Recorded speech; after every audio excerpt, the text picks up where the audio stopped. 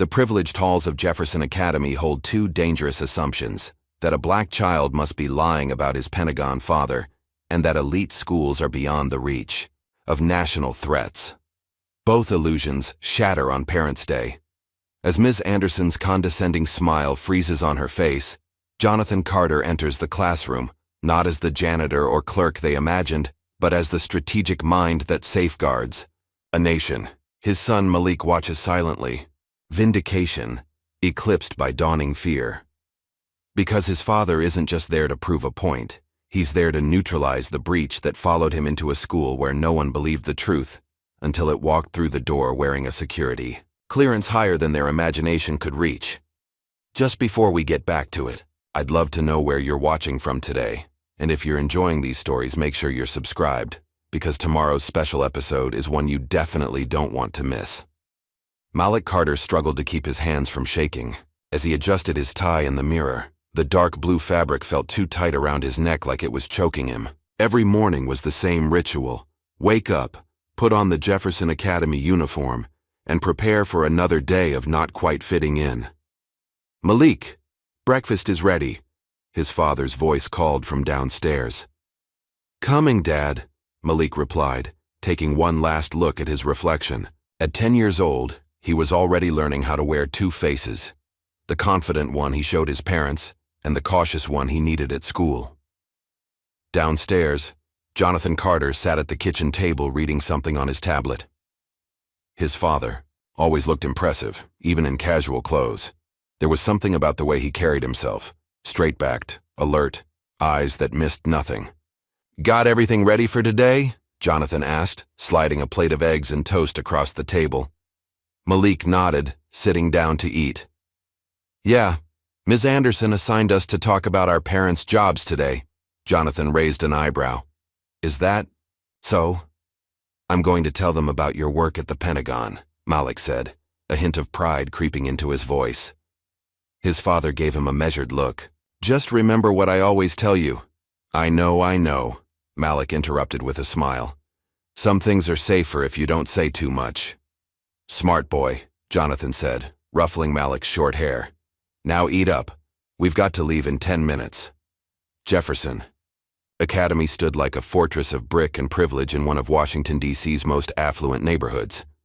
The school had educated the children of politicians, diplomats, and business leaders for generations. Its high iron gates and manicured lawns screamed exclusivity. Malik climbed out of his father's modest sedan, immediately spotting the line of luxury cars dropping off his classmates. He straightened his shoulders, grabbed his backpack, and gave his dad a quick wave.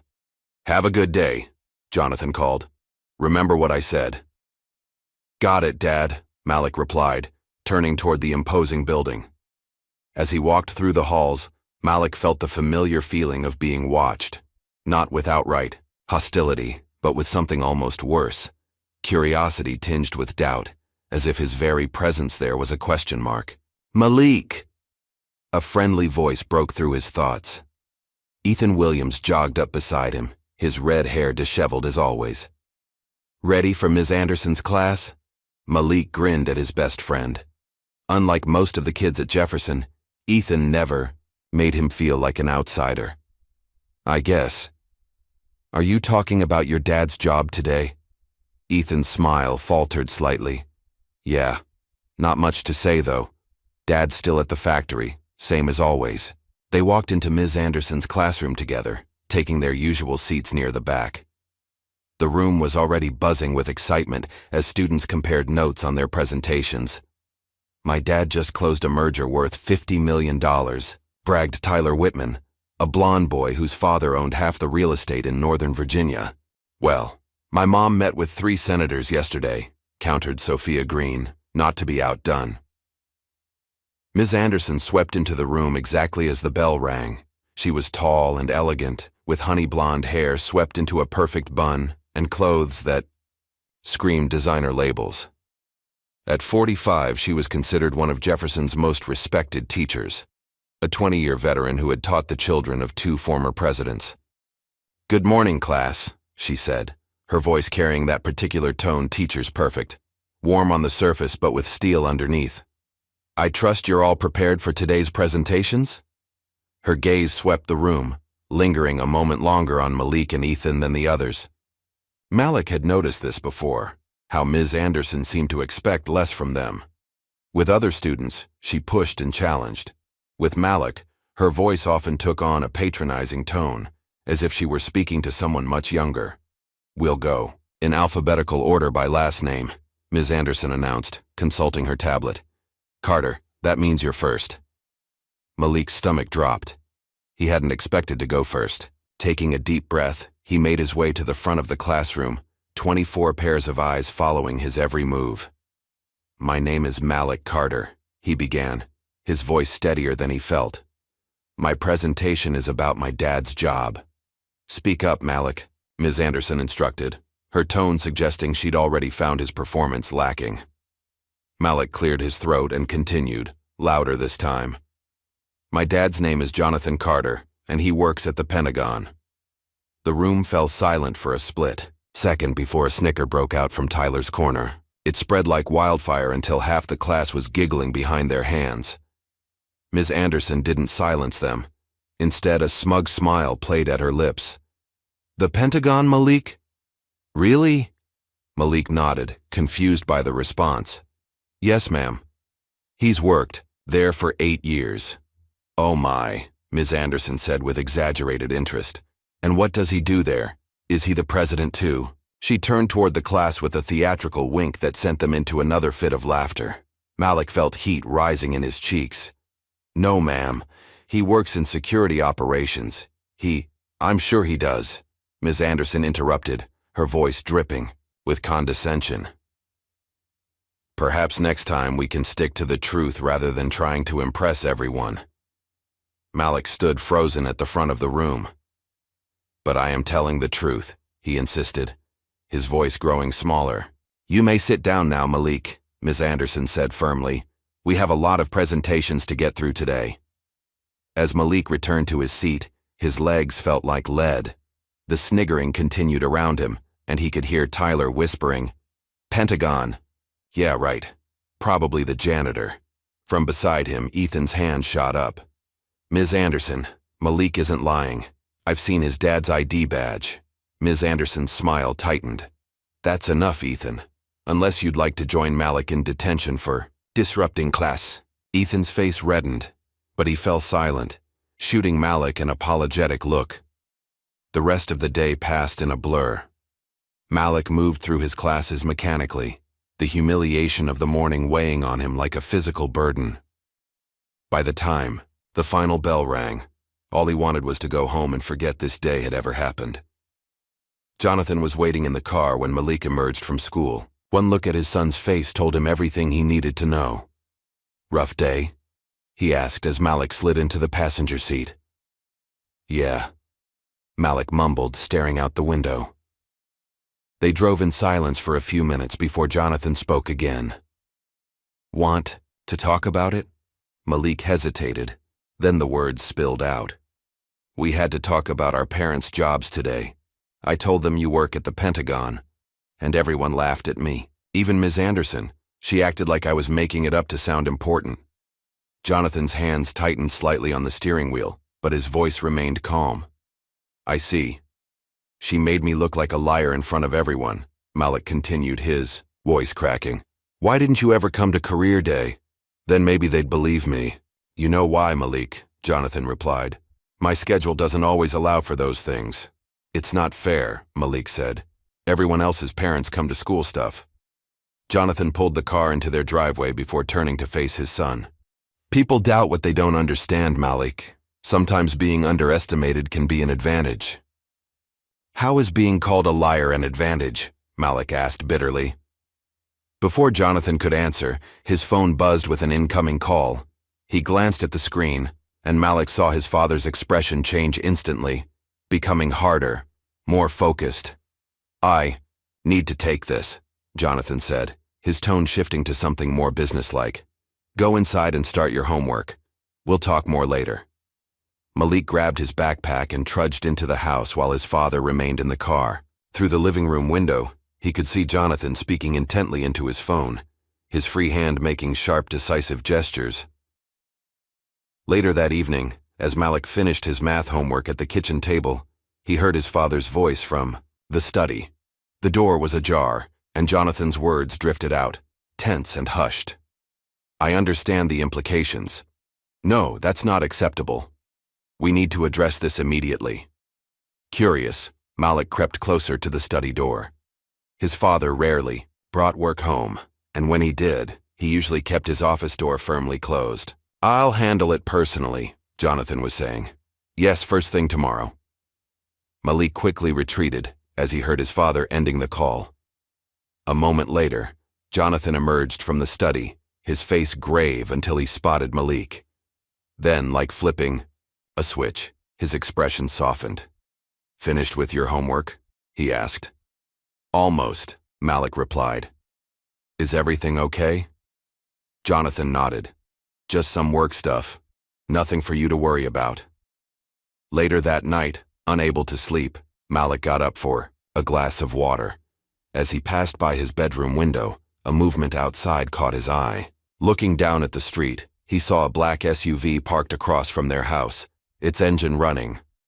Malik watched as a man in a dark suit got out, spoke briefly into what looked like a radio on his wrist, then scanned the surrounding area before returning to the vehicle. Confused and a little frightened, Malik went to his father's room and knocked softly. "Dad, there's a car outside. I think someone's watching our house." Jonathan, who seemed to be still awake despite the late hour, came to the window and looked out. His face betrayed no surprise. "Don't worry about it," he said, placing a reassuring hand on Malik's shoulder. "Go back to bed." "But who are they? Why are they outside our house?" "Malik," Jonathan said firmly, "some things are safer if you don't know. Trust me on this. Now go to sleep." Reluctantly, Malik returned to his room, but sleep didn't come easily. His mind kept replaying the day's humiliation, his father's mysterious phone call, and the black SUV keeping silent vigil outside their home.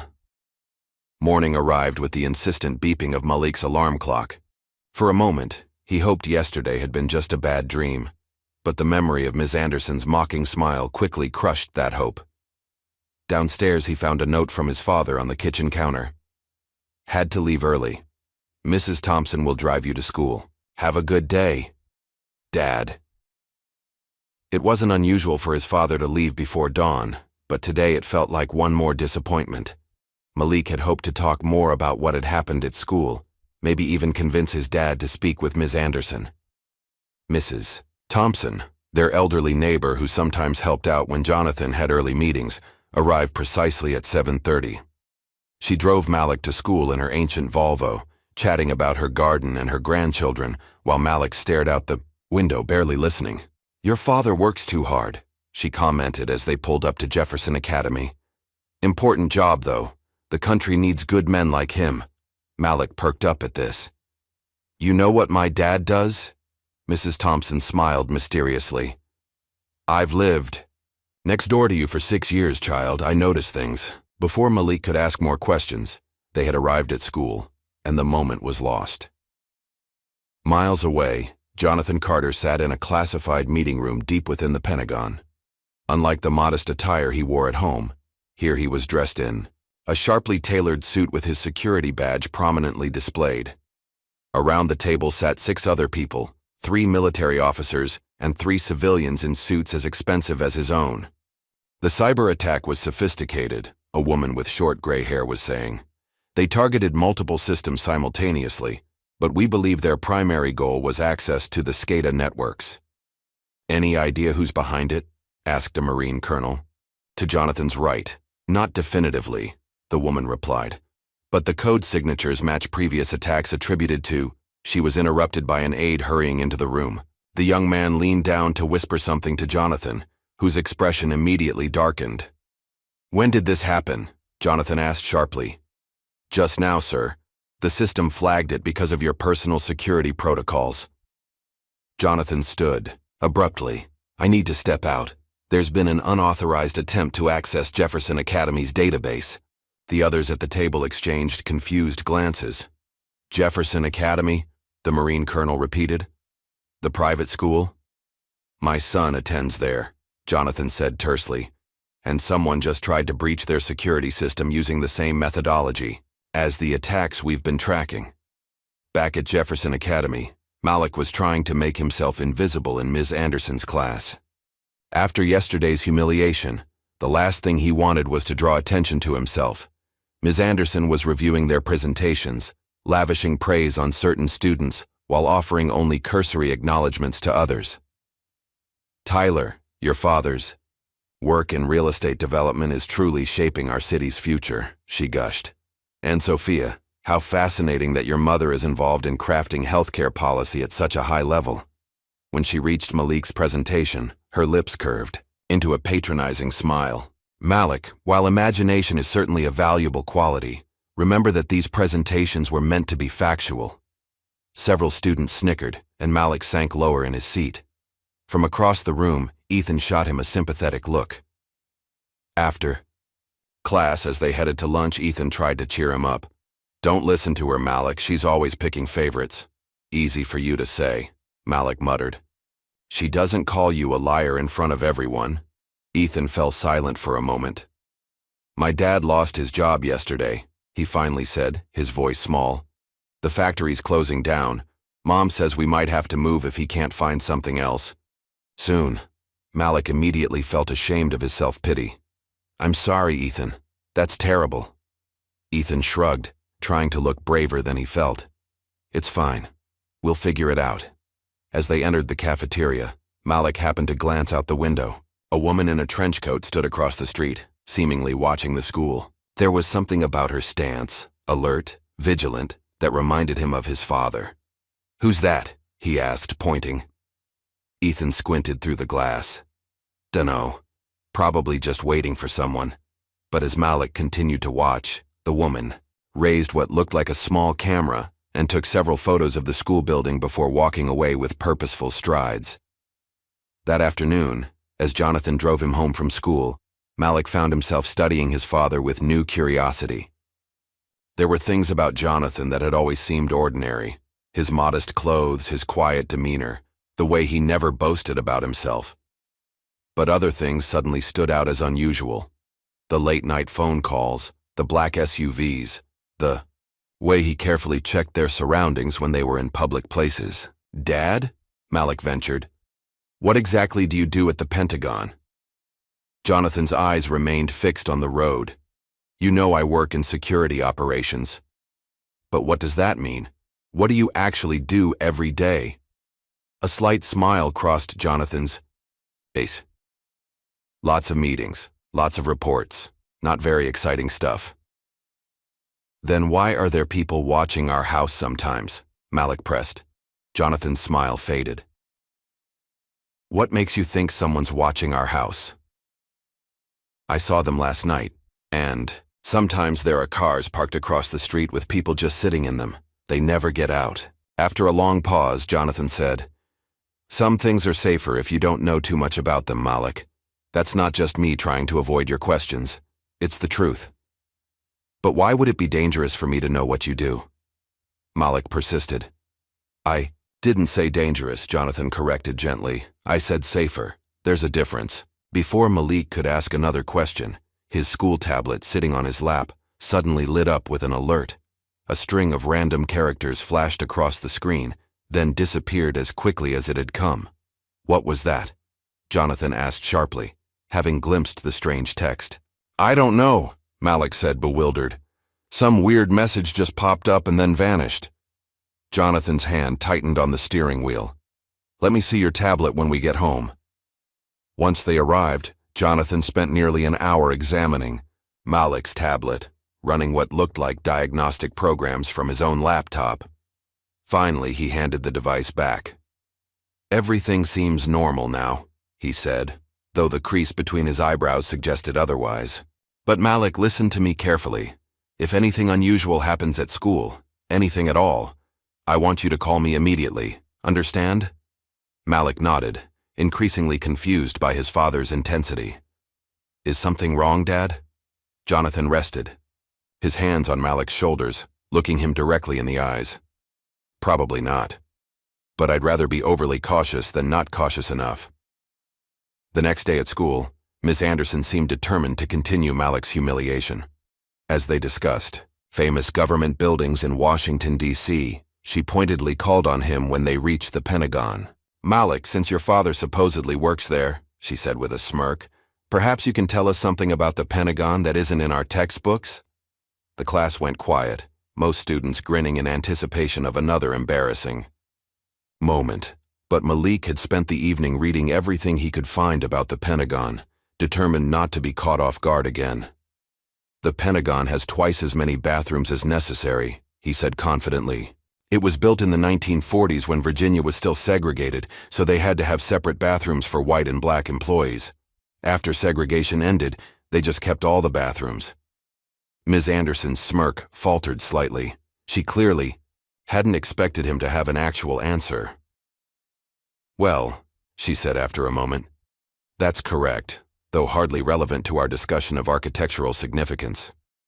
And it has a hot dog stand in the central courtyard that Soviet missiles supposedly targeted during the Cold War," Malik continued, warming to his subject.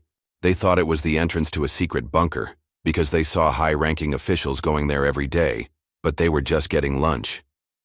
A few students laughed, not mockingly this time, but genuinely amused by the anecdote. Ms. Anderson's lips thinned.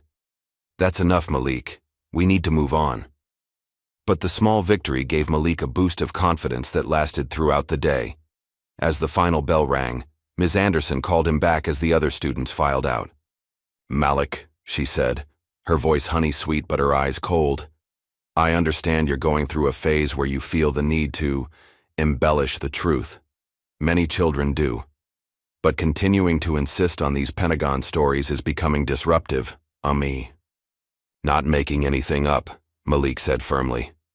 Ms. Anderson leaned forward, her smile never reaching her eyes.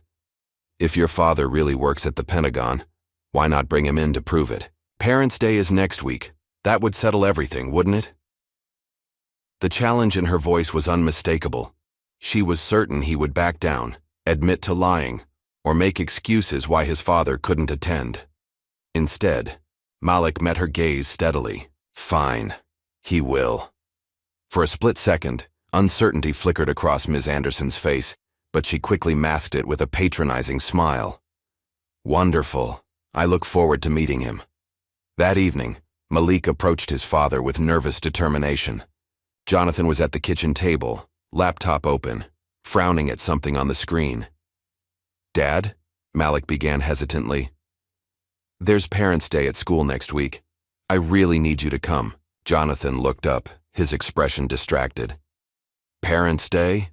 You know how difficult it is for me to commit to school events, Malik." "I know, but..." Malik took a deep breath and explained the situation.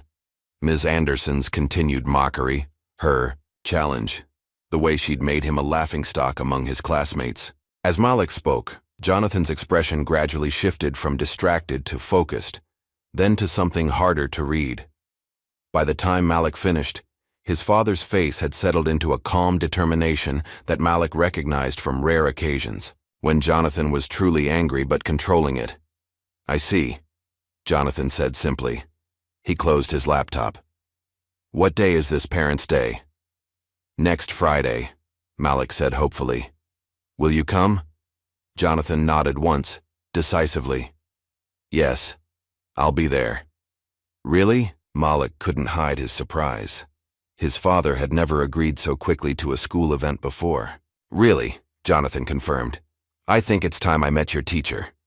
Malik felt a weight lift from his shoulders. Finally, Ms. Anderson would see the truth. Later that night, Jonathan made another of his mysterious phone calls from his study. This time, Malik was certain he heard his father mention Jefferson Academy and security protocols before the study door closed completely. Outside, the black SUV was back, parked in the same spot as before. But now, instead of feeling frightened by its presence, Malik found it oddly reassuring. Something was happening. Something his father wasn't telling him about. But whatever it was, he was beginning to believe it might work in his favor. As he drifted off to sleep, Malik thought about the look on Ms. Anderson's face when his father walked into that classroom. For the first time since the humiliating presentation, He found himself looking forward to going to school.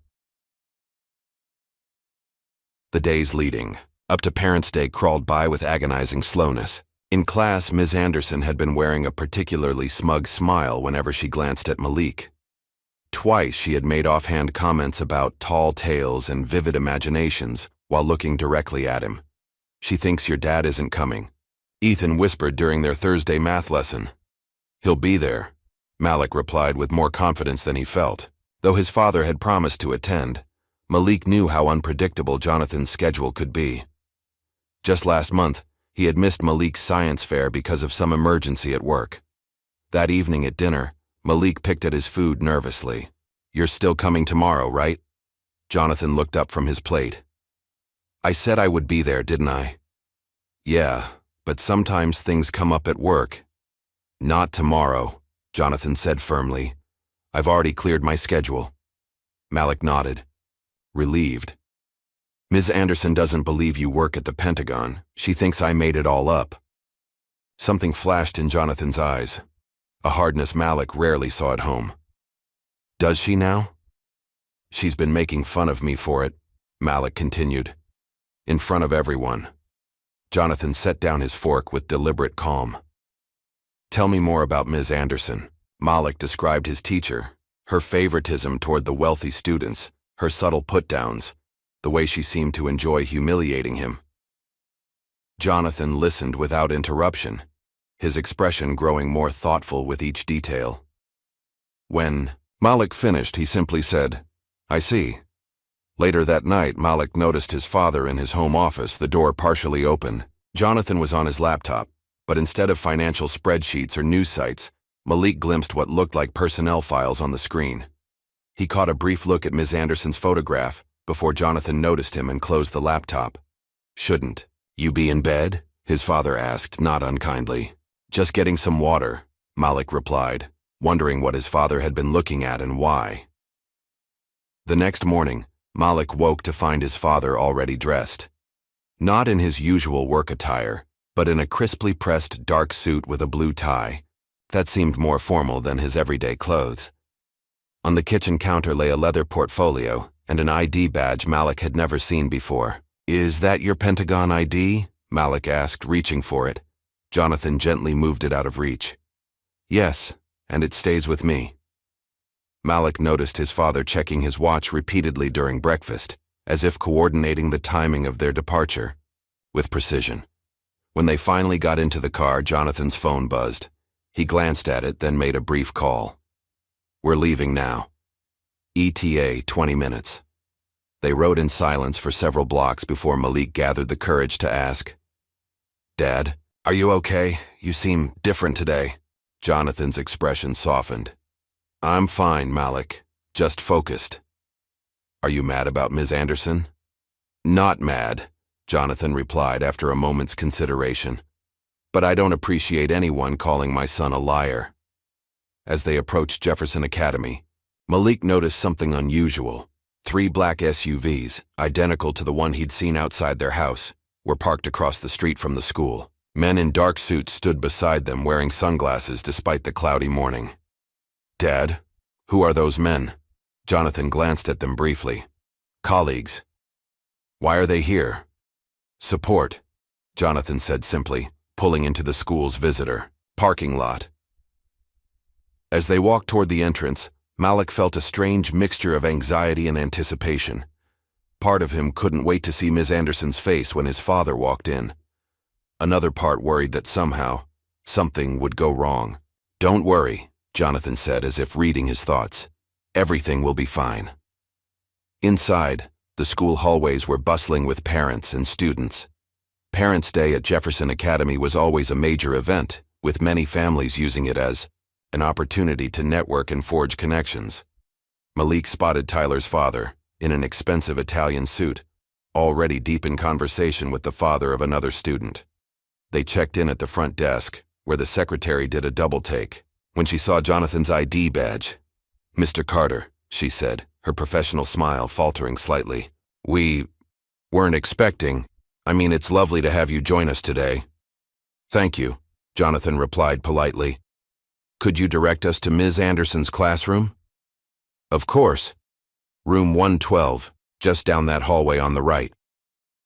As they walked, Malik noticed other parents and staff giving them curious glances. Jonathan's badge, prominently displayed on his suit jacket, seemed to be attracting attention. "Why is everyone staring?" Malik whispered. "People are curious about things they don't see every day," Jonathan answered. They reached room 112, where a small crowd of parents and students had already gathered. Ms. Anderson stood at the front, perfectly poised in a cream-colored blouse and navy skirt, greeting each family with practiced charm. When she spotted Malik, a satisfied smirk crossed her face, clearly assuming he had come alone. Then her eyes shifted to Jonathan, took in his immaculate suit, his commanding presence, and finally settled on the Pentagon badge displayed on his lapel. The smirk vanished, replaced by an expression of disbelief.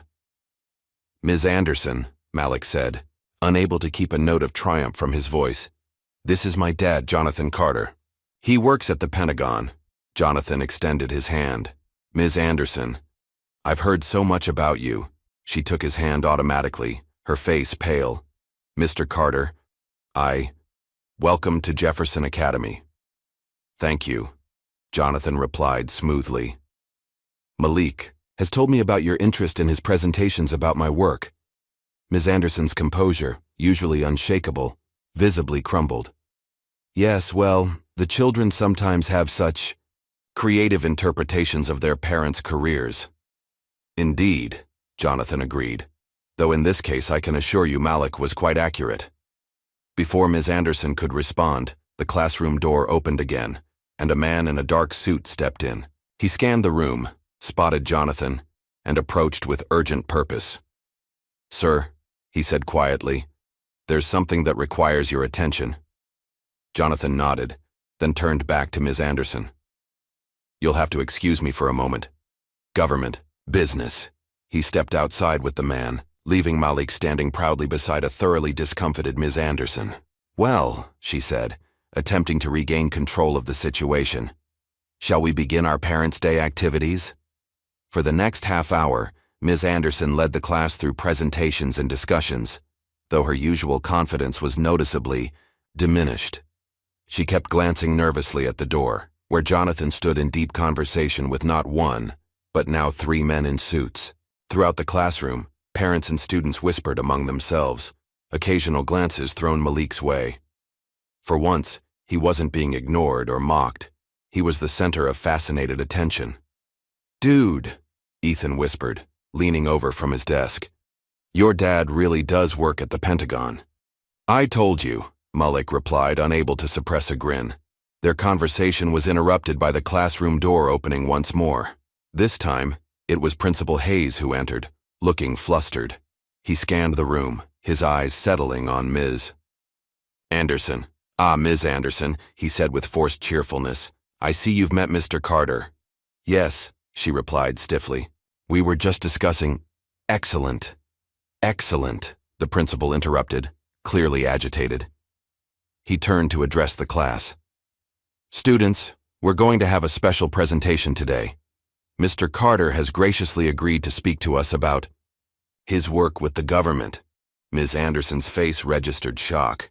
Clearly, this deviation from her carefully planned Parents' Day schedule had not been discussed with her. Principal Hayes ushered Jonathan to the front of the classroom. "Mr. Carter is a senior security strategist at the Pentagon," he announced, emphasizing each word as if to drive home the point to Ms. Anderson. "We're very honored to have him visit Jefferson Academy today." Jonathan took his place at the front of the room with the easy confidence of someone accustomed to speaking before much more intimidating audiences. The classroom fell silent, every eye fixed on him. "Thank you, Principal Hayes," Jonathan began. "Before I start, I want to say how proud I am of my son, Malik. He's shown remarkable resilience and character in situations that would challenge most adults." Malik felt his chest swell with pride as his father's gaze briefly met his. "Now, I can't discuss the specifics of my work for obvious reasons," Jonathan continued. "But I can tell you a bit about what we do at the Pentagon. Contrary to what you might have seen in movies, most of our work involves planning, analysis, and prevention. Every day, Dedicated professionals work to identify and neutralize threats before they become dangers. As Jonathan spoke, Malik noticed Ms. Anderson inching toward the back of the classroom, clearly trying to make herself less conspicuous. "One thing I've learned in my career," Jonathan said, his voice carrying effortlessly across the room, "is that prejudice, prejudging situations or people based on assumptions rather than facts, is one of the greatest barriers to effective security. When we dismiss information because it doesn't fit our preconceptions, we create blind spots, and blind spots are dangerous." Several parents shifted uncomfortably, and Ms. Anderson's face flushed red. It was clear to everyone that Jonathan's words carried a message beyond national security. "You don't always see the people protecting you," Jonathan continued.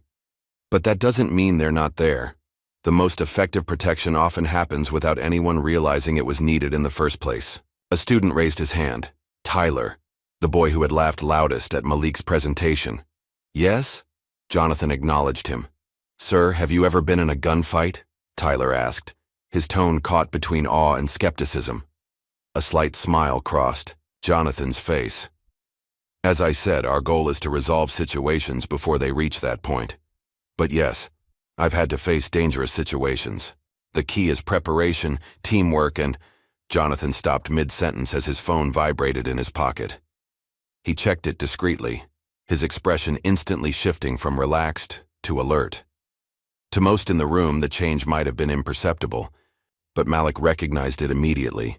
It was the same look his father got when those late-night emergency calls came in. Jonathan smoothly redirected, "The key is preparation, teamwork, and constant vigilance. Speaking of which, I should check in with my team. Principal Hayes, could I have a word outside?"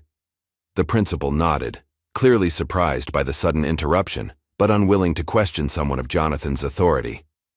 As Jonathan stepped outside with Principal Hayes, the classroom erupted in excited chatter.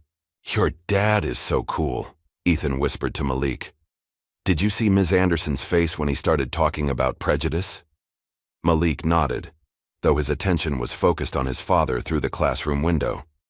Jonathan was showing something on his phone to Principal Hayes, whose expression had grown increasingly grave. Ms. Anderson, attempting to regain control of her classroom, clapped her hands. "All right, everyone, let's continue with our scheduled activities. Parents, if you could join your children at their desks for our next project." But her authority had been severely undermined. Parents and students alike kept glancing toward the door, waiting for Jonathan's return. After several minutes, Principal Hayes re-entered alone, his face tense. He whispered something to Ms. Anderson, whose eyes widened in alarm. "Class," she said, her voice slightly higher than normal. "We're going to take a short break. Please remain in the classroom until further notice." "What's happening?" Malik asked Ethan, a sense of unease growing in his stomach. "No idea," Ethan replied. "But your dad looked pretty serious." Jonathan Carter stood in the hallway outside the classroom, his government-issued phone displaying an alert that made his blood run cold. "Breach detected. Jefferson Academy." "How long ago?" he asked the agent who had delivered the initial warning. "Minutes, sir. The cyber team detected it during routine monitoring. They flagged it immediately because of your security protocols regarding this location." Jonathan nodded grimly. He had indeed placed special monitoring on the school's systems, after the previous attempts to breach them, a precaution that now seemed prescient. "What's the nature of the breach?" "Multiple entry points, sir. They hit the security cameras first, then the door locking mechanisms. It has all the hallmarks of the group we've been tracking." Jonathan's jaw tightened. For months, his team had been monitoring a sophisticated foreign intelligence cell operating on American soil. Their usual targets were defense contractors and government facilities, not private schools. The fact that they had suddenly shifted focus to Jefferson Academy couldn't be coincidence.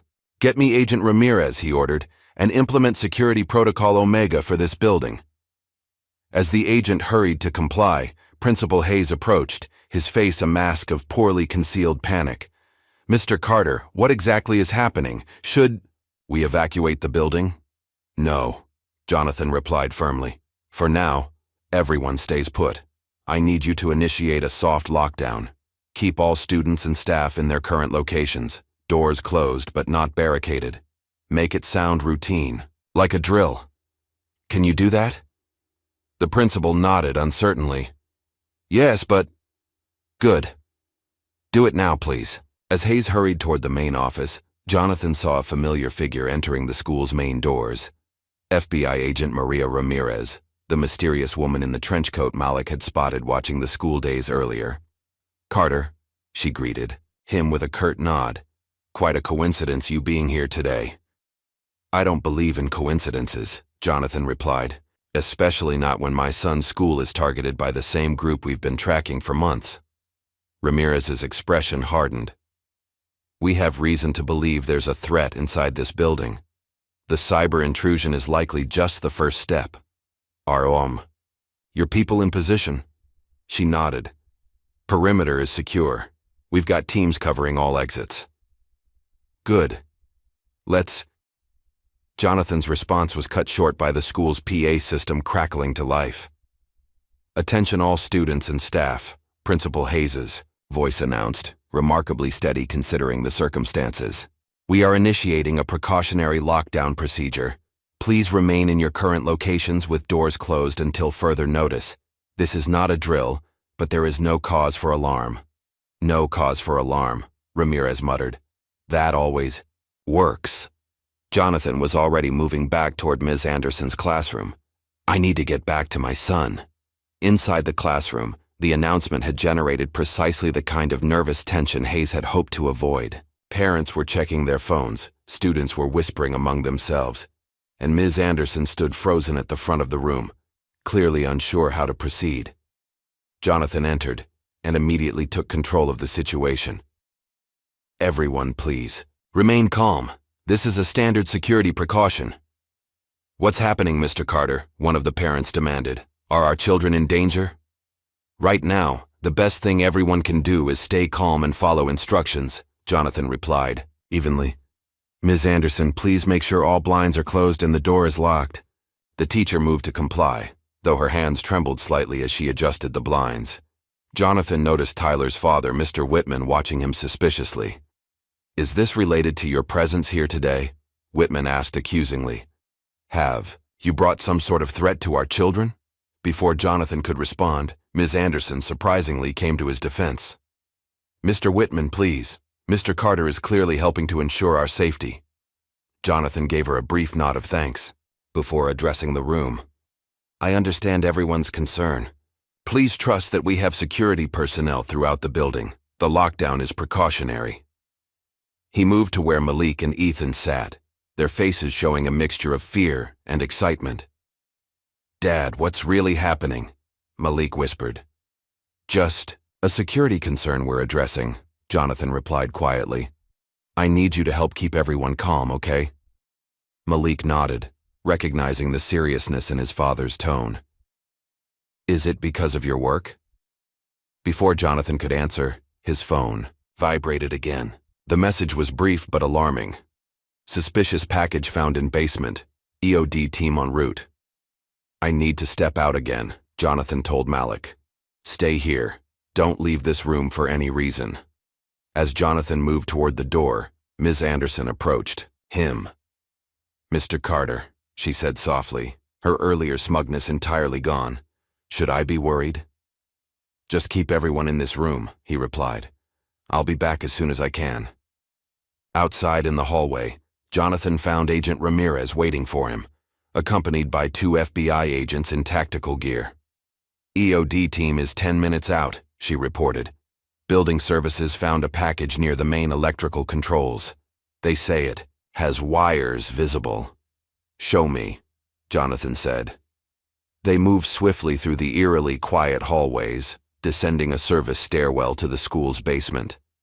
2 more agents were already there, keeping a safe distance from a backpack propped against the wall near the electrical panel. No one's touched it? Jonathan asked. Negative. Building services supervisor spotted it during his security sweep, called it in immediately. Jonathan approached cautiously, studying the backpack without touching it. The partially unzipped top revealed what looked like circuit boards and wiring, "This isn't a bomb," he said after a moment. "It's a surveillance package. High-end military grade. Someone's been monitoring this building's systems from the inside." Ramirez frowned. "Why would foreign operatives be interested in a private school?" "That's what we need to find out," Jonathan replied. He turned to one of the agents. "Get me the school's personnel files, everyone who has access to this area, and I want security footage from the past week." "Sir," the agent replied, "the school's security system has been compromised. We don't know if the footage is intact." "Then get me the backup tapes. A place like this will have physical backups." As the agents hurried to comply, Jonathan's phone buzzed with another message. This one sent a chill down his spine. Facial recognition match on school maintenance staff. Known foreign operative. Last seen near East Wing 5 minutes ago. Jonathan showed the message to Ramirez, whose expression darkened. "The East Wing. That's where the server room is located. And where they keep student and family information," Jonathan added grimly. "This isn't random. They're after something specific." "Or someone," Ramirez suggested. The implication hung in the air between them. Jonathan's position at the Pentagon gave him access to some of the nation's most sensitive security information. A foreign intelligence operation targeting his son's school on the very day of his visit couldn't be coincidence.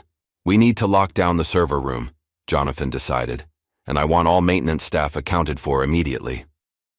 As they headed toward the East Wing, Principal Hayes intercepted them, his earlier composure now completely gone.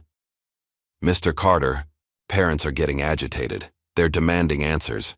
Some are threatening to leave with their children despite the lockdown." "Tell them that doing so could put everyone at risk," Jonathan replied firmly. "This is a matter of national security." "Now, Mr. Hayes," the principal's eyes widened. "National security? At a school? I need your cooperation, not your questions," Jonathan said. "Keep everyone where they are.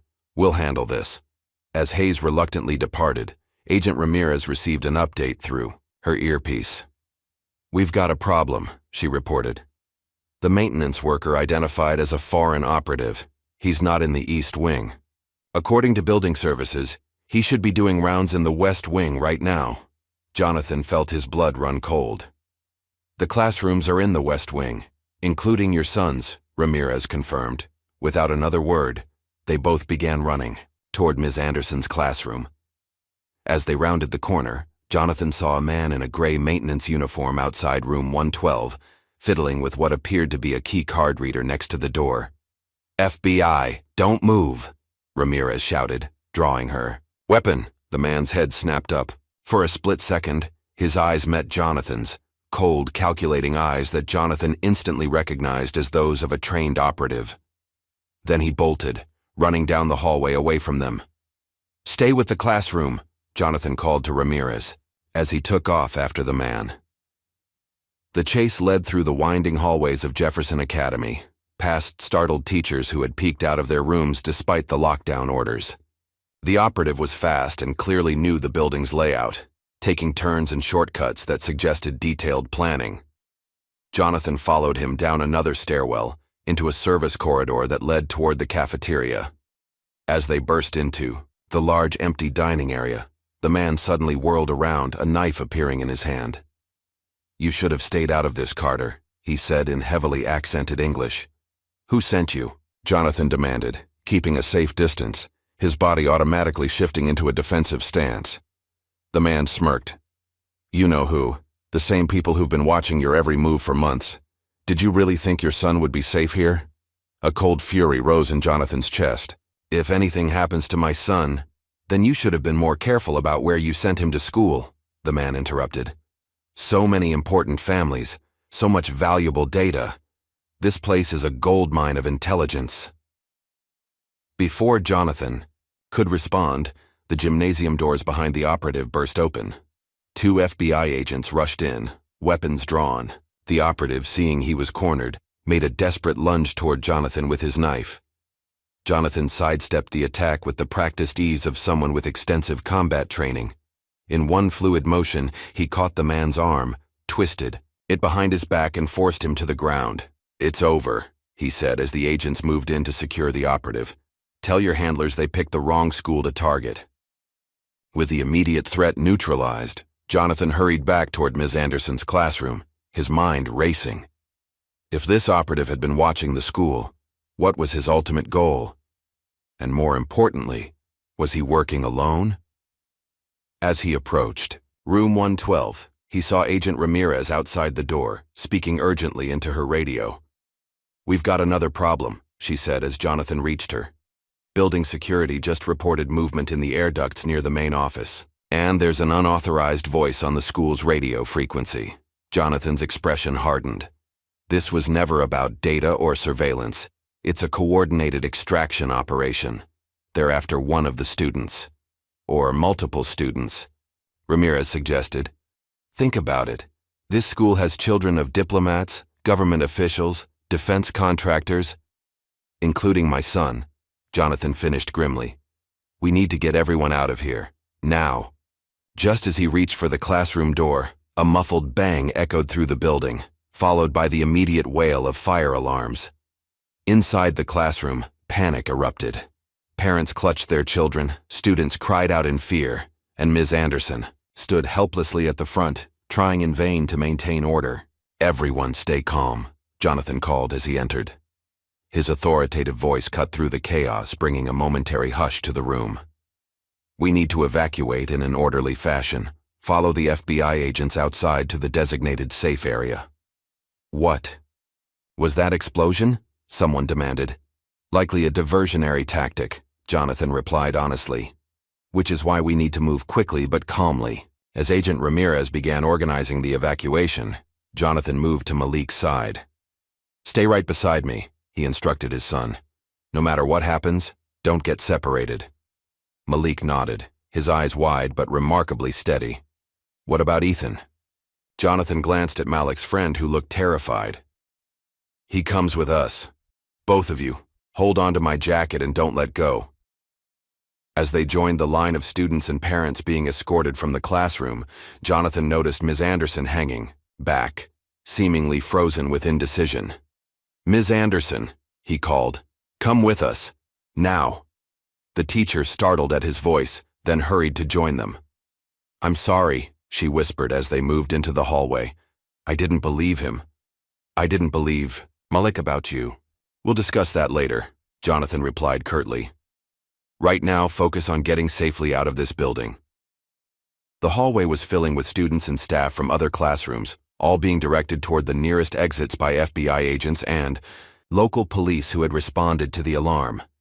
Through the growing crowd, Jonathan spotted something that made his blood run cold. Another maintenance worker, moving against the flow of evacuees, his hand reaching suspiciously inside his jacket. "Ramirez!" Jonathan called out, pointing toward the suspicious figure. 3 o'clock. The FBI agent reacted instantly, signaling to her team. 2 agents broke off from the evacuation line and moved to intercept the man, who, seeing he'd been spotted, suddenly pulled out what looked like a small remote device. "Everybody down!" Jonathan shouted, pulling Malik and Ethan to the floor and shielding them with his body. Ms. Anderson dropped beside them, covering her head. Instead of an explosion, however, the school's lights suddenly went dark. Emergency yaw. Lighting kicked in seconds later, casting the hallway in an eerie red glow. "Power cut," Jonathan muttered, helping the boys back to their feet. "They're trying to disable the security systems completely." The evacuation continued, more urgent. Now in the dimmed lighting, Jonathan kept a firm grip on Malik and Ethan as they neared the exit, his eyes constantly scanning for threats. They had almost reached the doors when a loud crash came from behind them. Jonathan turned to see the second operative engaged in a struggle with the FBI agents, knocking over a display case in the process. Glass shattered across the floor as students screamed and parents pushed toward the exits in panic. "Keep moving," Jonathan urged, guiding the boys and Ms. Anderson forward. Outside, the school grounds had been transformed into a tactical operations center. Police cars, FBI vehicles, and even military personnel created a secure perimeter around the building. Students and staff were being directed to gathering points where they were checked off against attendance records. Jonathan guided Malik and Ethan to the nearest FBI checkpoint, where Agent Ramirez was coordinating the response. "Status?" Jonathan asked her. "Two operatives in custody, one still unaccounted for," she reported tersely. "We found surveillance equipment in the server room, the principal's office, and 3 classrooms." "Including Ms. Anderson's?" Jonathan asked. Ramirez nodded. "Primary target. They've been monitoring it for at least a week, according to the equipment." Timestamps. Ms. Anderson, who had been standing nearby, gasped audibly. "Monitoring my classroom? Why?" "That's what we intend to find out," Jonathan replied, looking back at the school building where FBI agents were still conducting a thorough sweep. As they stood in the relative safety of the perimeter, Jonathan noticed Malik looking up at him with a mixture of fear, confusion, and a dawning understanding. "This is why you couldn't come to school events before, isn't it?" Malik asked quietly. "This is what you really do." Jonathan placed a hand on his son's shoulder. "Part of it, yes. I'm sorry I couldn't tell you more." "Is this because of your work? Is that why they came here?" Before Jonathan could answer, a suspicious bag was carried out of the building by an FBI evidence team. As they set it down at a safe distance, Jonathan's face darkened with recognition. "That's not just surveillance equipment," he said to Ramirez. "That's a data mining package designed to extract information from secure networks. Military grade." "What would they want from a school network?" Ramirez wondered. Jonathan's expression was grim as the pieces finally came together. They weren't after the school's data. They were using the school's connection to access the home networks of government officials and defense contractors through their children's devices. Tablets, laptops, phones, all connecting to both school and home networks. Creating a backdoor into otherwise secure systems, Ramirez concluded. Clever. Ms. Anderson, who had been listening to this exchange with growing horror, suddenly turned to Malik. "I owe you an apology," she said, her voice trembling slightly. "I should have believed you about your father." Malik, still processing the day's events, simply nodded. Jonathan checked his phone as another update came in. "They've apprehended the third operative trying to escape through the service entrance. The building is secure." A collective sigh of relief passed through the gathered parents and staff. As the immediate danger receded, Jonathan found himself the center of attention, with parents approaching to thank him and ask questions. Through it all, he kept Malik close by his side, his hand resting protectively on his son's shoulder. The look they exchanged spoke volumes, a new understanding between father and son, forged in the crucible of this extraordinary day. Principal Hayes, looking considerably more disheveled than he had that morning, approached them. "Mr. Carter, I don't know how to thank you. Your quick action may have saved lives today." "I was just doing my job," Jonathan replied. "But if you want to thank me, you might start by ensuring all students at Jefferson Academy are treated with equal respect, regardless of their background." Hayes nodded earnestly, his gaze flickering briefly to Ms. Anderson, who had the good grace to look ashamed. As the emergency response continued around them, Jonathan knelt down to eye level with Malik. "You did good today," he told his son quietly. "You kept your head. You stayed calm. I'm proud of you." Malik's face brightened at the praise. "Does this mean I can tell the kids at school what you really do now?" Jonathan chuckled, some of the day's tension finally releasing. "Some things are still safer if they stay between us. But I think they've gotten the general idea." Around them, Jefferson Academy would never be quite the same again, and neither would Malik's place within it. As evening descended on Jefferson Academy, the initial chaos had transformed into an organized investigation. Police tape cordoned off sections of the building, and teams of FBI agents methodically combed through classrooms and corridors. The once pristine private school now resembled a crime scene, which Jonathan reflected grimly, was exactly what it had become.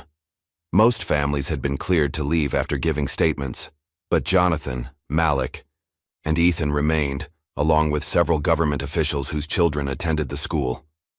They sat in the library, which had been designated as a secure area, while agents continued their work throughout the building. "How much longer do we have to stay, Dad?" Malik asked, fatigue evident in his voice. The excitement of the day had worn off, replaced by exhaustion. "Not much longer," Jonathan promised, checking his watch. "Agent Ramirez just needs to finish processing the evidence." As if summoned by her name, Ramirez appeared in the library doorway, her trench coat now replaced by an FBI windbreaker. She beckoned to Jonathan, who squeezed Malik's shoulder reassuringly.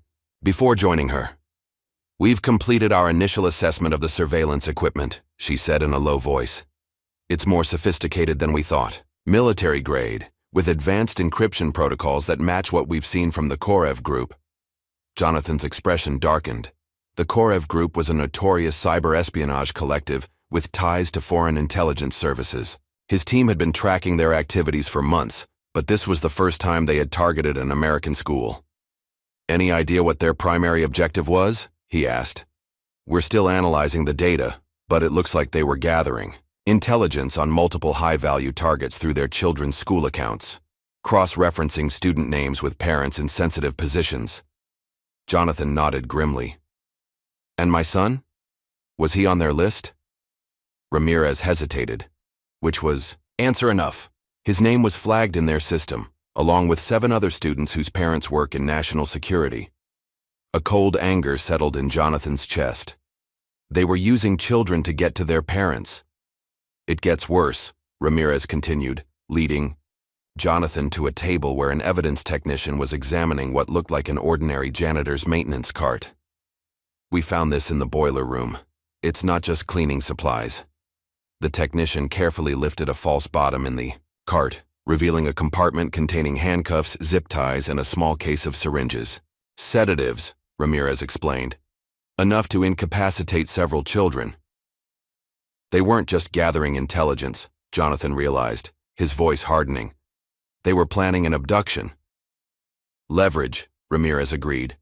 "Take a child, force the parent to cooperate.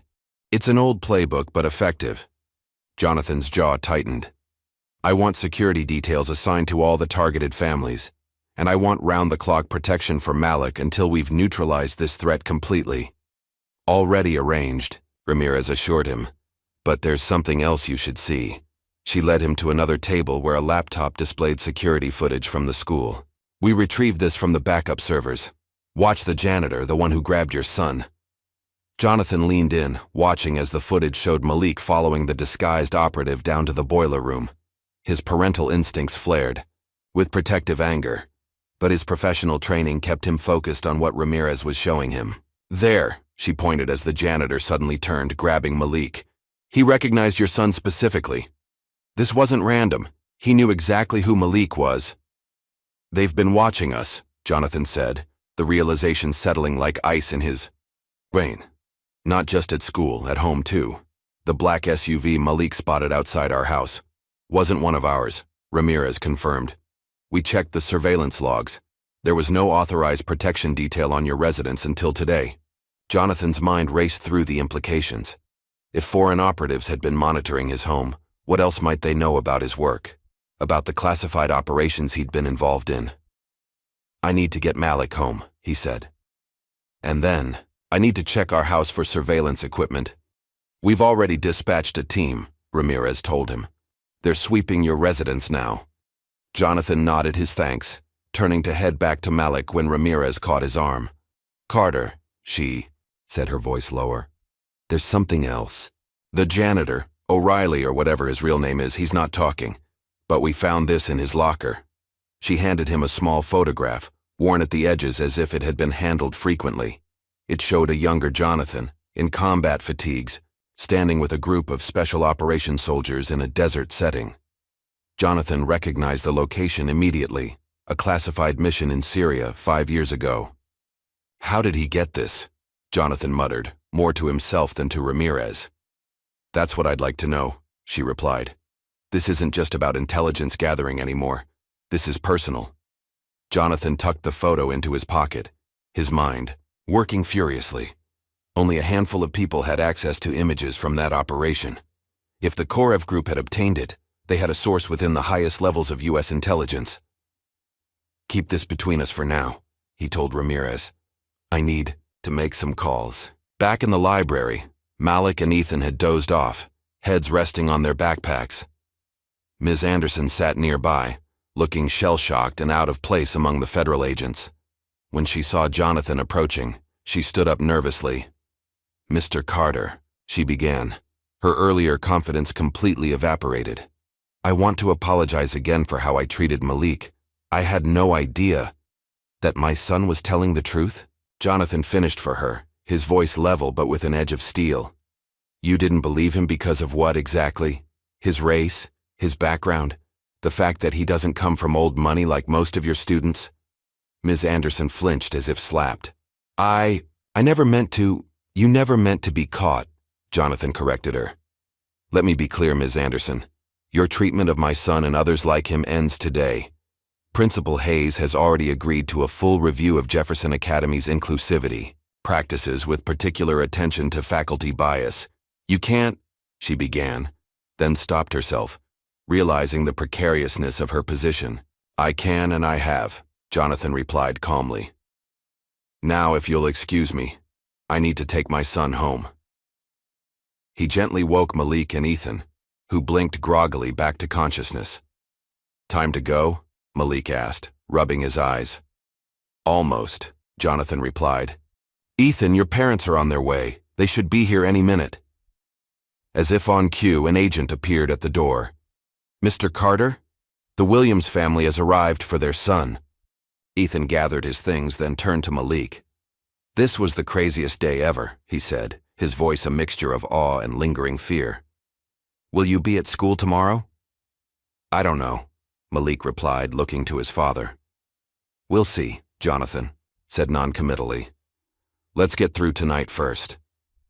After Ethan left with his visibly shaken parents, Jonathan led Malik through the now quiet school corridors.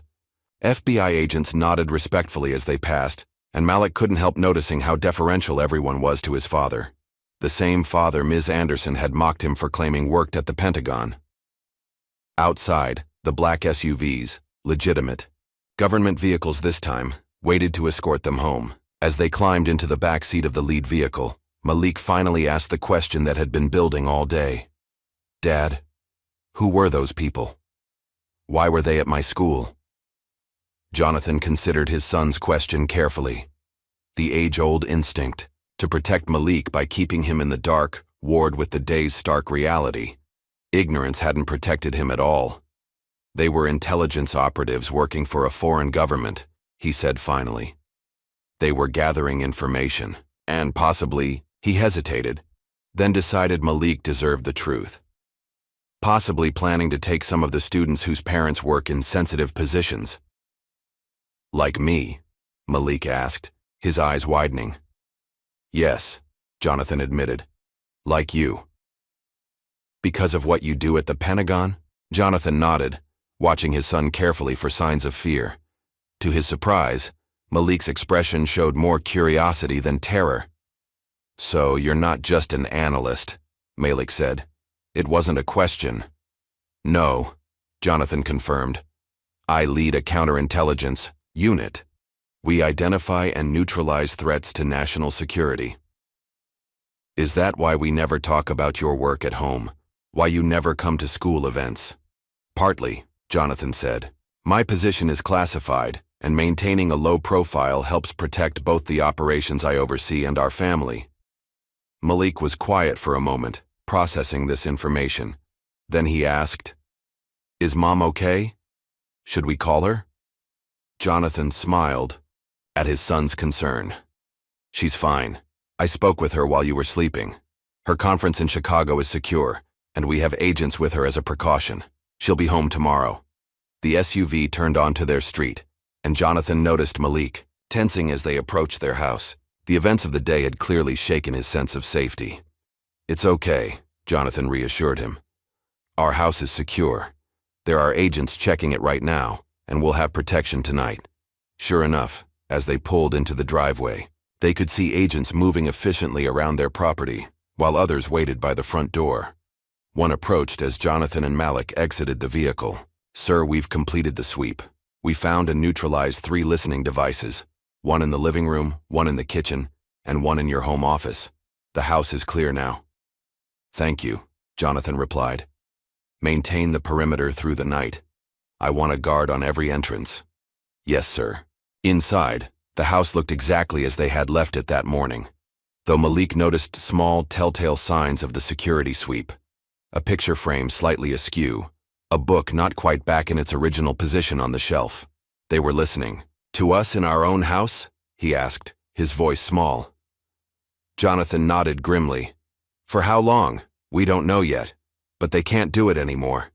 He guided Malik upstairs. "Get ready for bed. It's been a long day." "I'm not sure I can sleep," Malik admitted. "Try," Jonathan said gently. "You're safe now, I promise." After Malik had changed and brushed his teeth, Jonathan sat on the edge of his bed, something he hadn't done since Malik was much younger. "I'm sorry I couldn't tell you more about my work," he said. "I thought I was protecting you by keeping you in the dark." "It's okay," Malik replied. "I understand now." "No more secrets between us," Jonathan promised. "At least, not about the important things." As Malik drifted toward sleep, Jonathan remained seated beside him, his mind turning over the events of the day. The photograph from Syria troubled him deeply. It suggested a connection between the school operation and his past missions, a personal vendetta rather than just routine intelligence gathering. His phone vibrated with a message from Ramirez, O'Reilly talking. "Says he answers to someone named Volk." "Ring any bells?" Jonathan stared at the message, a cold weight settling in his stomach. Anton Volk, a name from the past, from the very mission depicted in the photograph, a mission that had ended with 5 enemy operatives dead and one who had escaped, wounded but alive. He typed back, "Yes, high priority. We'll brief in person tomorrow. Double the security detail at my house tonight." Setting his phone aside, Jonathan looked down at his sleeping son. The day's events had changed everything.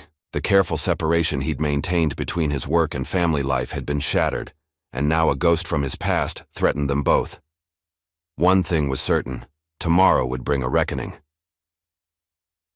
Dawn broke over the Carter household with the quiet efficiency of a military operation.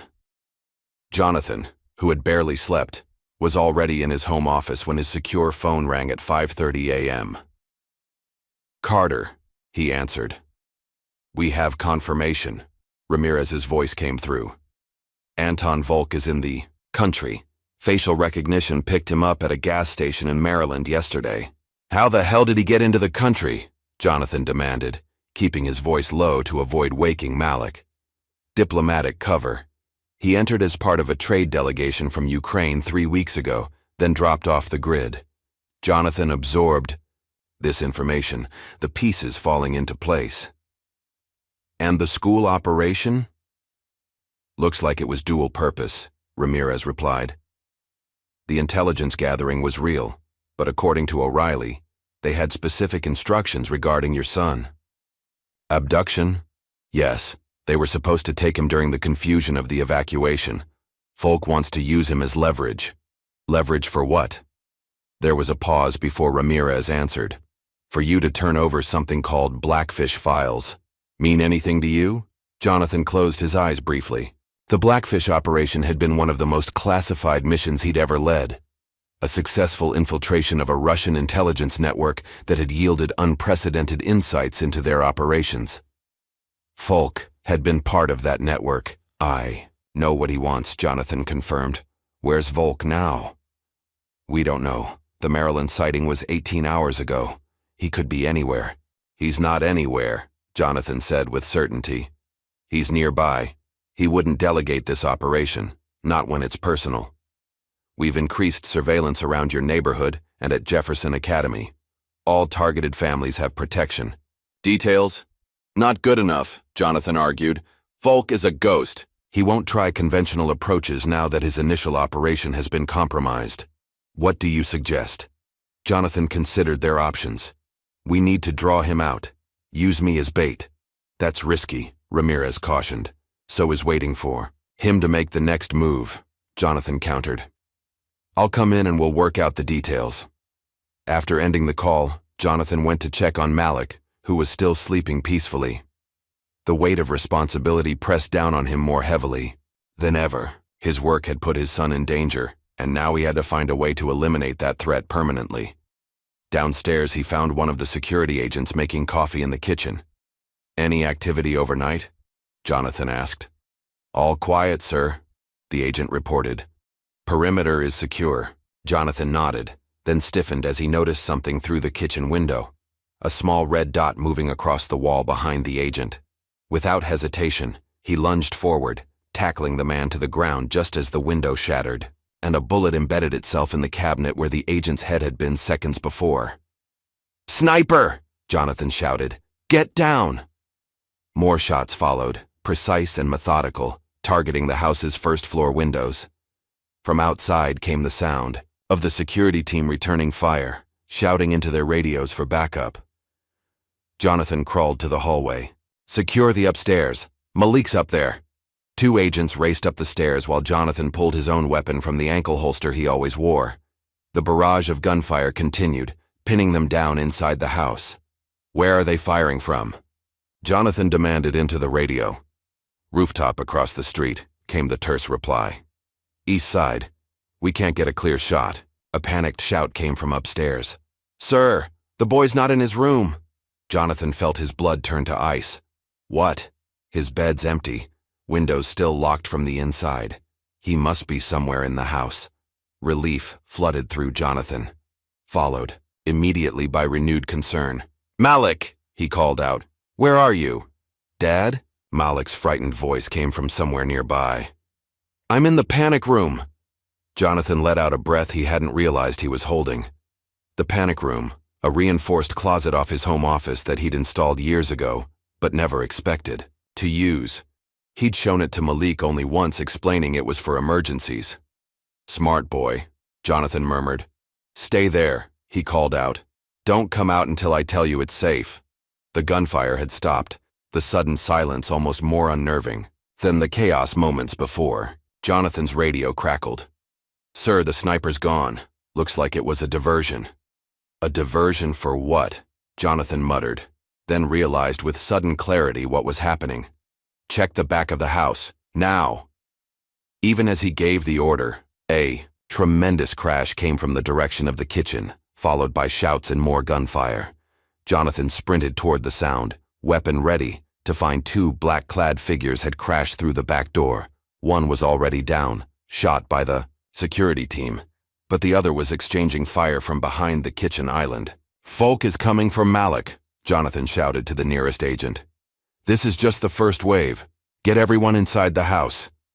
He fired two precise shots at the intruder, forcing him to retreat further into the kitchen. More agents poured in, from outside, surrounding the remaining attacker, who finally dropped his weapon in surrender. Jonathan didn't wait to see him taken into custody. He raced back toward his office and the panic room where Malik was hiding. As he approached, he heard a small, strangled cry from inside. "Malik," he called urgently. "Are you okay?" There was no response. With growing dread, Jonathan entered the code to unlock the panic room door. As it swung open, his worst fears were confirmed. The room was empty, save for Malik's phone lying on the floor. And on the wall, written in what looked like red marker, was a message. "The boy for the files. You have 4 hours. Instructions to follow." Jonathan stared at the message, unable to process for a moment how this could have happened. The panic room was supposed to be impenetrable from the outside, unless they didn't break in, he realized aloud. They were already inside.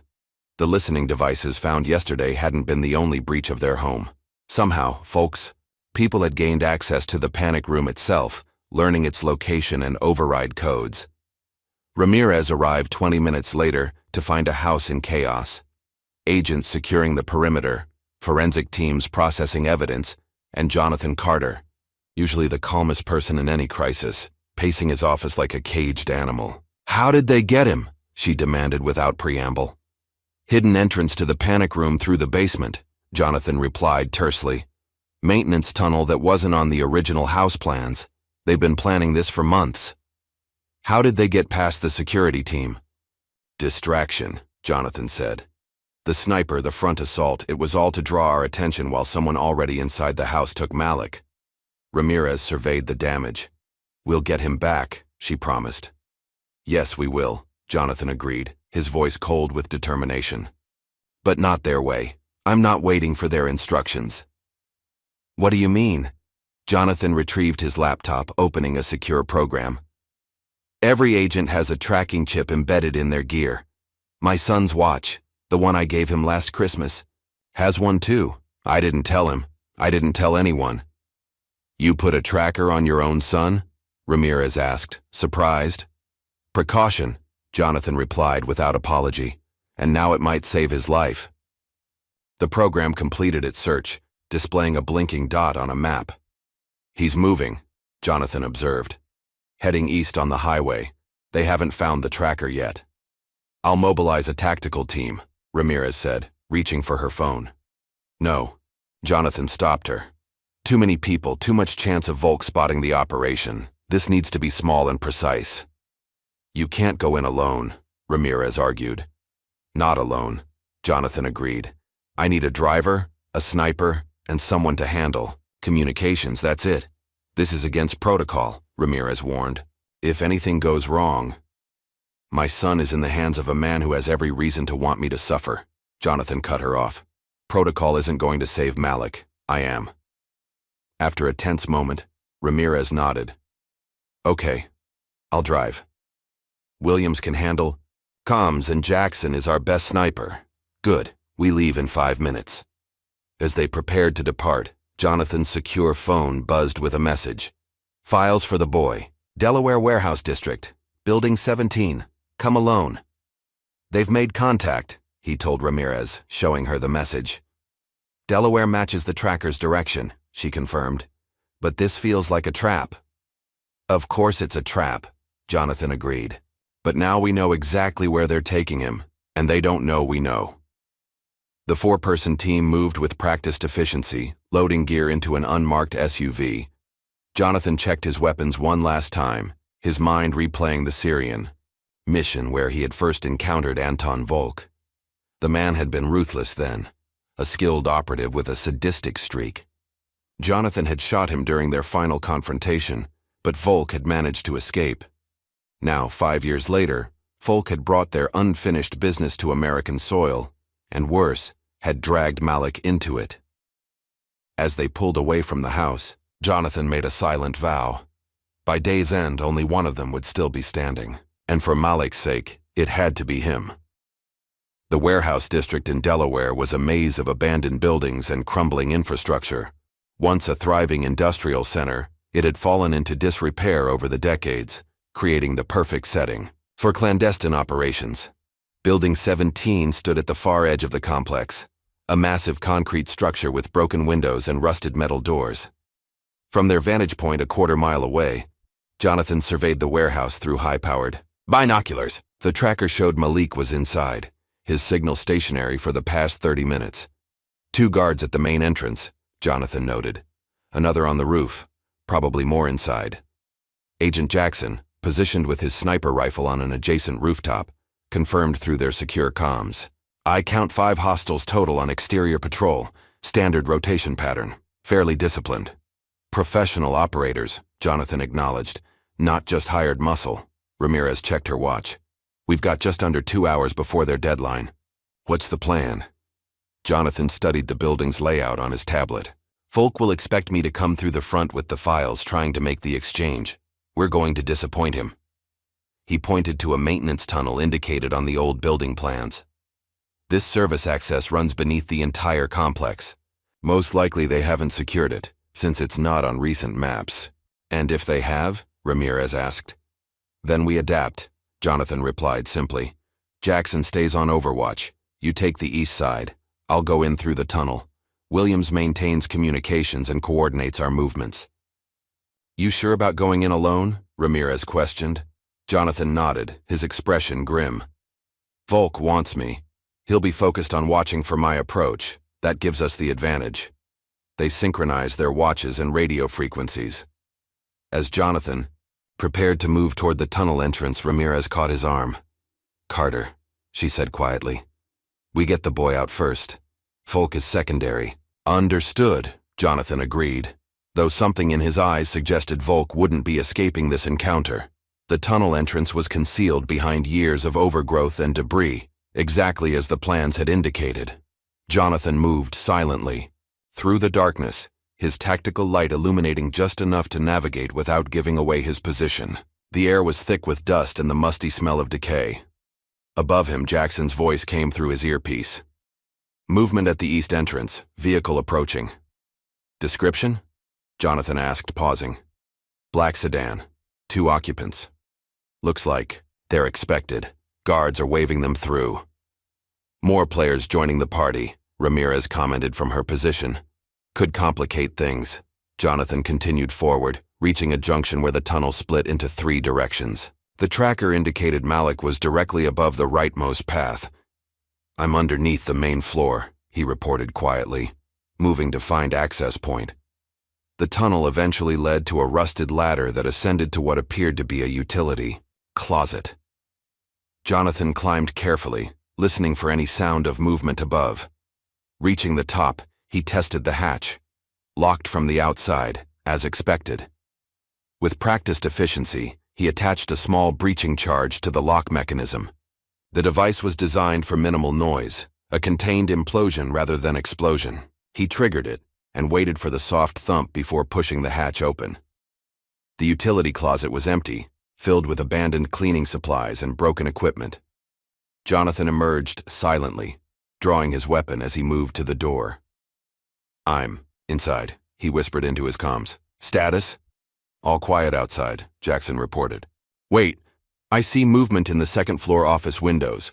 Looks like, yes, confirmed visual on a child matching Malik's description. Second floor, northwest corner office. 2 guards with him. Jonathan's heart raced at the confirmation that his son was alive, but he maintained his professional calm. Acknowledged, moving to second floor.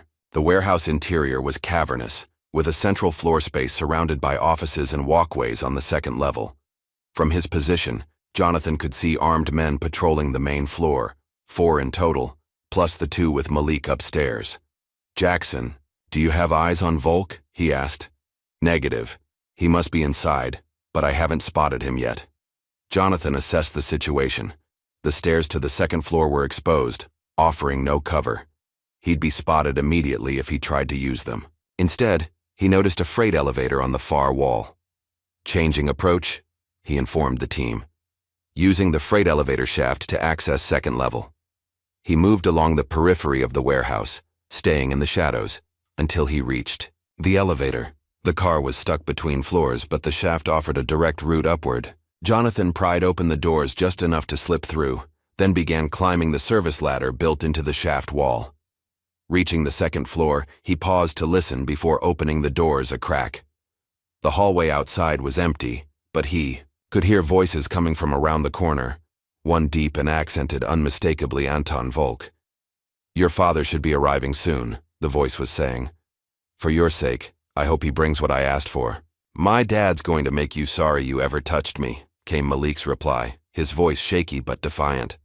The sound of his son's voice, frightened but unbroken, filled Jonathan with both pride and renewed determination.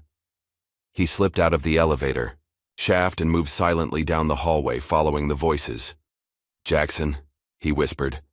On my mark, I need a distraction. East side, something loud. Roger that, the sniper confirmed. Ready when you are. Jonathan positioned himself outside the office where Malik was being held. Through the partially open door, he could see 1 guard standing near the window. The other must be behind the door, and Volk himself was speaking to Malik, though Jonathan couldn't see him from this angle. Ramirez, are you in position to enter? Jonathan asked quietly. Affirmative. East entrance is minimally guarded now. I can breach on your signal. Good. Everyone ready. Mark. From outside came the sound of an explosion as Jackson detonated a small charge he'd placed on an abandoned vehicle. Immediately, shouts erupted throughout the warehouse as guards responded to the perceived threat. Jonathan used the distraction to burst through the door, taking down the first guard with a silent, precise shot before the man could react. The second guard turned, raising his weapon, but Jonathan was faster, dropping him with 2 shots to the chest. Anton Volk stood behind an old desk, his hand gripping Malik's shoulder. He hadn't changed much in 5 years, still tall and imposing, with close-cropped silver hair and cold blue eyes. The only difference was the scar that ran along the left side of his face, a souvenir from their last encounter. Carter, Volk said, his accent thick, but his English perfect. Right on time. Did you bring my files? Jonathan kept his weapon trained on Volk, his eyes quickly assessing Malik for injuries. His son appeared physically unharmed, though his eyes were wide with fear. Let him go, Volk, Jonathan ordered. This is between you and me. Volk smiled coldly. Nothing is just between you and me anymore, not after what you did. He tightened his grip on Malik's shoulder, making the boy wince. The files, Carter, or shall we see how many fingers your son can lose before you cooperate? From his earpiece, Jonathan heard Ramirez's voice. I'm inside. First floor clear, moving to your position. Jonathan needed to keep Volk talking. The files weren't worth this, Anton. You crossed a line bringing my family into this. You crossed the line first, Volk snarled, his composure cracking. Your Blackfish operation destroyed everything I spent decades building. My network, my reputation, my future, all gone because of you. That was the job, Jonathan replied evenly. Nothing personal. This is personal now, Volk countered, producing a knife and holding it near Malik's face. The files, Carter. Final warning. Jonathan slowly reached into his jacket, as if retrieving something. The movement drew Volk's attention just enough for Malik to see his father's subtle nod, a signal they had practiced years ago in their backyard self-defense lessons. In one fluid motion, Malik drove his elbow backward into Volk's stomach, while simultaneously dropping to the floor. The distraction was all Jonathan needed. He fired once, the bullet striking Volk in the shoulder of his knife hand. Volk stumbled backward, dropping the knife but reaching for a gun at his waist. Before he could draw it, Ramirez appeared in the doorway behind him, her weapon leveled at his back. Federal agent, don't move! Cornered and wounded, Volk froze, his eyes locked with Jonathan's in a final moment of defiance. It's over, Anton, Jonathan said, moving forward to pull Malik safely behind him. For now, Volk replied with a grim smile. But there will be others. Men like me don't just disappear. You're right, Jonathan agreed as Ramirez secured Volk's hands behind his back. They go to maximum security facilities where they're forgotten. With Volk restrained, Jonathan finally turned his full attention to Malik, kneeling down to his son's level. Are you okay? Did they hurt you? Malik shook his head, then threw his arms around his father's neck. I knew you'd come, he whispered. I remembered what you taught me. Look for an opportunity and be ready. Jonathan held his son tightly, the professional operative giving way to the father for a brief, precious moment. You did perfectly, he assured Malik. I'm so proud of you. Ramirez's voice interrupted their reunion. We need to move. There could be more hostiles in the area. Jonathan nodded, keeping one arm protectively around Malik as they moved toward the exit. The operation had been successful, but he knew the danger wasn't entirely past. Volk had resources, connections. This would have repercussions. But for now, Malik was safe. That was all that mattered. The media covered the incident extensively, though most of the details remained classified. Headlines across the country read, Pentagon official thwarts major security breach at D.C. private school, and foiled kidnapping plot linked to foreign intelligence operation. Jonathan declined all interviews, despite multiple networks offering primetime slots. His only public statement was brief and understated. I just did what any father would do. 3 days after the warehouse raid, life was beginning to return to a semblance of normalcy. The Carter house had new, enhanced security systems, and while the protective detail remained, it was more discreet now. Malik's mother had returned from Chicago, horrified by what had happened but relieved to find her family safe. Will I be going back to Jefferson Academy? Malik asked over breakfast, his first mention of school since the incident. Jonathan and his wife exchanged glances. Do you want to? His mother asked gently. Malik considered the question seriously. I think so. I don't want them to think I'm scared. Jonathan nodded, respecting his son's courage. If that's what you want, then yes. But there will be changes. Indeed, Jefferson Academy had already initiated significant changes. Principal Hayes, shaken by the events and the security vulnerabilities exposed, had implemented a complete overhaul of the school's security protocols. More importantly, he had announced a comprehensive review of the school's culture and inclusivity practices. Ms. Anderson, surprisingly, had been at the forefront of these efforts. The day after the incident, she had requested a meeting with Principal Hayes to formally acknowledge her biased treatment of Malik and other students from diverse backgrounds. Whether motivated by genuine remorse or fear for her job, she had become an unlikely advocate for change.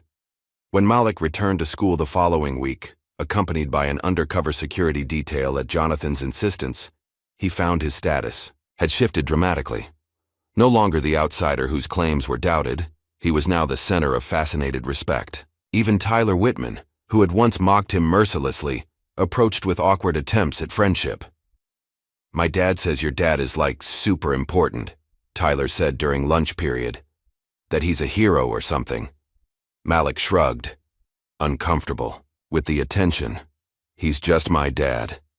Ethan, still his loyal friend, rolled his eyes at Tyler's obvious change in attitude. Where was all this respect when you were making fun of him? Tyler had the grace to look embarrassed. "Yeah, well, sorry about that." As the boys continued their lunch, Ms. Anderson approached their table cautiously. The confident, slightly smug teacher was gone, replaced by someone more humble and uncertain. "Malik," she said, "could I speak with you for a moment?" Malik glanced at Ethan, who gave him an encouraging nod. "Okay," he agreed, following her to a quiet corner of the cafeteria. "I wanted to apologize again," Ms. Anderson began, her voice sincere. "What I did was wrong. I made assumptions about you and your family that weren't just incorrect. They were hurtful and prejudiced." Malik studied his teacher's face, searching for the condescension he'd grown accustomed to. Instead, he found what appeared to be genuine remorse. "It's okay," he said finally, though they both knew it wasn't entirely okay. Not yet. "No, it's not," Ms. Anderson insisted. "But I'm trying to learn from my mistakes. I've asked Principal Hayes to arrange for diversity training for all faculty, and I'm participating in a mentorship program for students from underrepresented backgrounds." Malik nodded, not quite ready to fully forgive, but appreciating the effort. "That sounds good." "And," Ms. Anderson added, "I've started a new class project about assumptions and bias. Would you be willing to share your experience with the class? Only if you're comfortable, of course." The request surprised Malik. A month ago, Ms. Anderson would never have given him such a platform. "I'll think about it," he promised. As he returned to his lunch table, Malik felt something he hadn't experienced at Jefferson Academy before, a sense of belonging. Not because his father had turned out to be important, but because he was finally being seen for himself. After school, Jonathan was waiting in the car, as he had been every day since the incident. The routine check-in had become their new normal. "How was school?" Jonathan asked as Malik climbed into the passenger seat. "Good," Malik replied. "Ms. Anderson wants me to talk to the class about assumptions and bias." Jonathan raised an eyebrow. "Quite a change from a week ago." "Yeah," Malik agreed. "I think she's actually trying to be better." As they drove home, Malik noticed the black SUV following at a discreet distance, not a threatening presence anymore, but a reassuring one.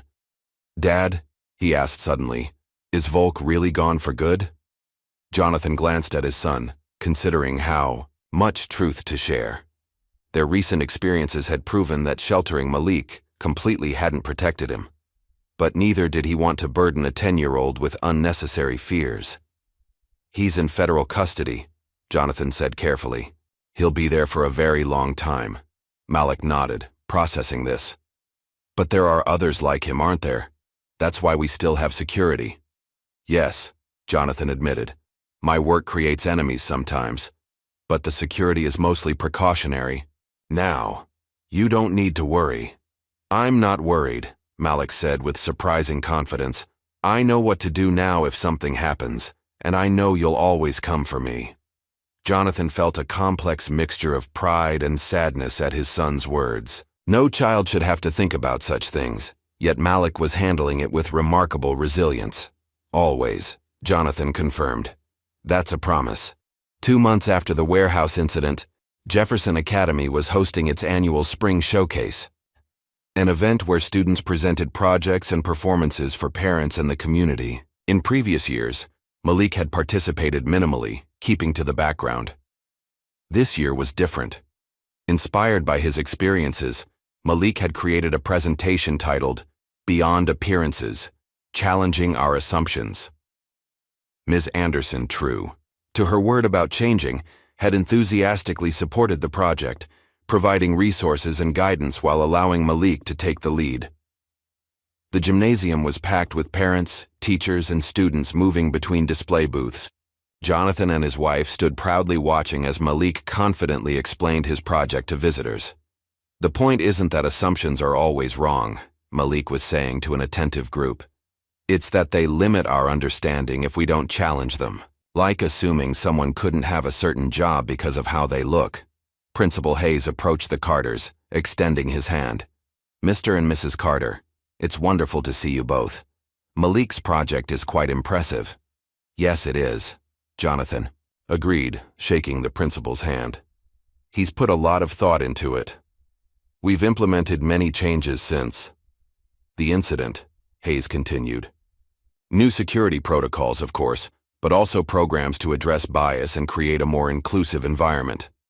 Malik has been instrumental in helping us understand where we fell short." From across the room, they spotted Ms. Anderson speaking with another group of parents. Noticing the Carters, she excused herself and walked over. "Mr. and Mrs. Carter," she greeted them, her manner respectful but no longer nervous. "I wanted to thank you." "For what?" Jonathan asked, curious. "For not pursuing action against me or the school," she replied candidly. "You would have been justified given how I treated Malik. Instead, you gave us the opportunity to learn and improve." Jonathan studied the teacher who had once mocked his son. The change in her seemed genuine, though he knew such transformations rarely happened overnight. "Everyone deserves a chance to do better," he said simply. As the showcase continued, Ethan joined Malik at his presentation booth. The two boys had grown even closer through their shared experience. Moreover, Jonathan had quietly arranged for Ethan's father to secure a position with a government contractor, a job that utilized his factory skills while providing better pay and stability. "Your presentation is the best one here," Ethan told Malik. "Even Tyler said so." Malik grinned. "Tyler's just being nice because he's still scared of my dad." "Smart kid," Ethan laughed. Later that evening, as families began to depart, Malik was surprised to see Agent Ramirez enter the gymnasium, dressed in civilian clothes, but still unmistakable with her observant gaze and purposeful stride. She approached the Carter family, nodding to Jonathan before turning to Malik. "Impressive project," she said. "You've got a good head on your shoulders." "Thanks," Malik replied, pleased by the compliment from someone he now knew was a respected FBI agent. "Mr. Carter," Ramirez continued, turning to Jonathan, "I thought you'd want to know. The information we recovered from Volk's operation has led to the identification of a leak within our intelligence community. They're being dealt with." Jonathan nodded, understanding the significance. "Good. Any other loose ends?" "None that should concern your family," Ramirez assured him. "The threat assessment has been downgraded. You can start thinking about reducing the security detail soon." It was welcome news, though Jonathan knew they would never return to the same level of anonymity they'd had before. Some changes were permanent. As they drove home that night, Malik stared out the window at the familiar streets of their neighborhood. The black SUV was still there, trailing at a respectful distance, but Malik knew it wouldn't be their constant companion much longer. "Dad," he said thoughtfully, "I've been thinking about what I want to do when I grow up." "Oh?" Jonathan glanced at his son. "What's that?" "I want to work in cybersecurity," Malik announced, "to protect people like you do." Jonathan felt a complex surge of emotions, pride mingled with concern. His work had put his family in danger, yet his son saw only the purpose behind it. "That's a worthy goal," he said carefully, "but you've got plenty of time to decide. Don't rush into following my footsteps just because of what happened. It's not just because of that, Malik insisted. I'm good with computers, and I understand now why what you do is important. From the back seat, Malik's mother leaned forward. If that's what you want, you'll be better than your dad, she teased. Because you'll start young. Jonathan smiled at his wife in the rearview mirror, grateful for her support even after all their family had endured. When they arrived home, the familiar sight of their house, now equipped with enhanced security systems, greeted them. As they walked inside, Malik paused, looking back at the black SUV parked discreetly down the street. Are they still watching us? He asked. Jonathan followed his gaze. For now, but not for much longer. That night, after Malik had gone to bed, Jonathan sat in his home office, reviewing the final security reports from Folk's capture. The operation had exposed vulnerabilities not just in the school, but in how his own family had been protected.